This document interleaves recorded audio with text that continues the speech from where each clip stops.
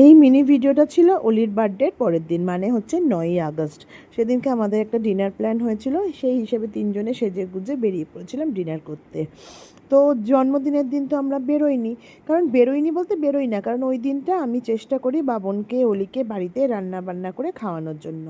রান্না বান্না বলতে আমাদের যেমন 5 রকম ভাজা পায়েস এটা করতেই হয়, সাথে ওরা যেটা ভালোবাসে সেইটা যতটা পারি আমি চেষ্টা করি ওদের জন্য বানিয়ে ওদের খাওয়াতে। আসলে কি বলতো, আমি ছোটোবেলা থেকেই দেখে এসেছি আমাদের বাড়িতে জন্মদিন এইভাবেই পালন হতো।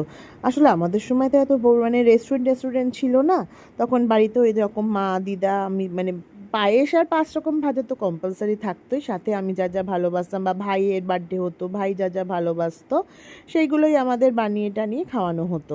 আর সাথে একটা আশীর্বাদ পর্ব থাকতো। তো যাই হোক, এইভাবেই দেখে এসেছি বার্থডে হতো, বাবনের মুখেও শোনা বা পরবর্তীকালে আমার দেখা বাবনদের বাড়িতেও বার্থডেটা সেম। আর বাবনদের বাড়িতে বাচ্চাদের তো বার্থডে হতোই, ইভেন মানে আমি দেখেছি যেটা শাশুড়ি মাসি শাশুড়ি তারপরে আমার মামা শ্বশুর এদেরও বার্থডে করা হতো মানে ওই রকম রান্না বান্না সবাই এক জায়গায় হয়ে খাওয়া দাওয়া এই রকম মানে বার্থডে এটা চলতো আর কি, বার্থডের দিনটা। সেই রিচুয়ালসটা আমিও মেনটেন করে অলির বার্থডে বাবনের বার্থডে সেইভাবে করারই চেষ্টা করি। আর চলে গেছিলাম সেদিনকে আমরা গুয়াহাটি হাইটসে, খাওয়া দাওয়া তো দারুণ ছিল, আর অ্যাম্বিয়েন্সটাও দারুণ, সাথে লাইভ মিউজিক হচ্ছিল।